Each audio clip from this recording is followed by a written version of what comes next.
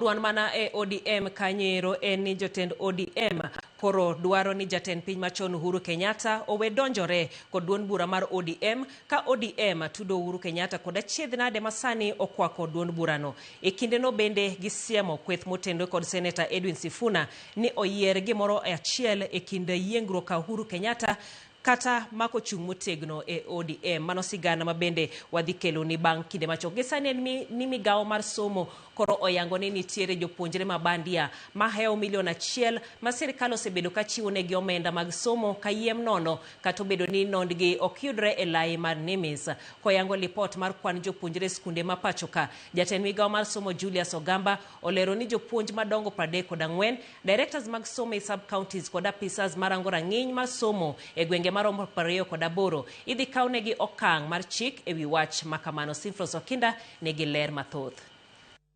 Nonro no manochak timo dwe mar 9 higa mokalo mar yango kwan hie mar jopuonjre kod skunde pachoka koro yudo ni sirkal osebedo ka chiwo omenda mathoth ne skunde kaachiel kod jopuonjre ma nyawawa. Kogolo lipot mar nonro no, jatend migawo mar somo Julius Ogamba oyango ni nitiere jopuonjre ma kwan gi oheo 900,000 mosebedo ka ichiwo negi omenda mar somo kata obedo ni nondgi ok ler e lai mar NEMIS. At the primary school level, the previous enrollment in NEMIS was at 5,833,175 learners. But after verification, this figure dropped to 4,947,271, meaning there was a variance of 885,904. In junior school, in the NEMIS enrollment, there was a figure or an enrollment of 2,430,398.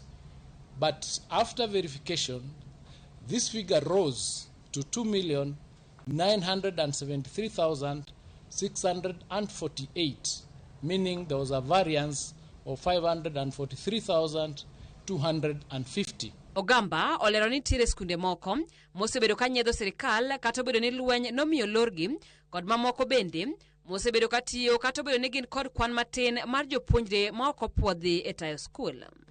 10 secondary schools and 17 primary schools that were non-operational due to insecurity, lack of learners, or relocation of communities or administrative closure, but whose status had also not been reported to the ministry that continued to appear in NEMIS.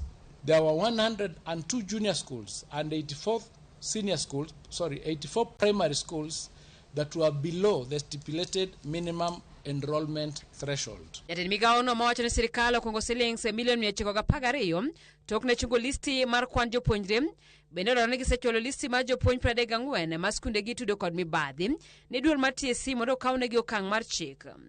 Kamano bende apisas mamoko mag somo bende nyingegi koro chwal ne okwach kich ne nonro matut. 14 heads of institutions for failure or refusal to submit data for verification.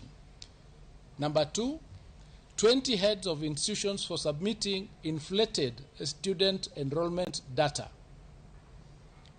Number 2, administrative action is being taken against 28 sub-county directors of education and quality assurance and standards officers in areas where systematic failures or supervisory lapses were established. Migawo mar somo singoloro skunde ma nyawawa kendo chungo oro omenda ne jopuonjre manondgi ok ler e chenro mar sirkal mar NEMIS. Simfros Okinda, Ramogi TV.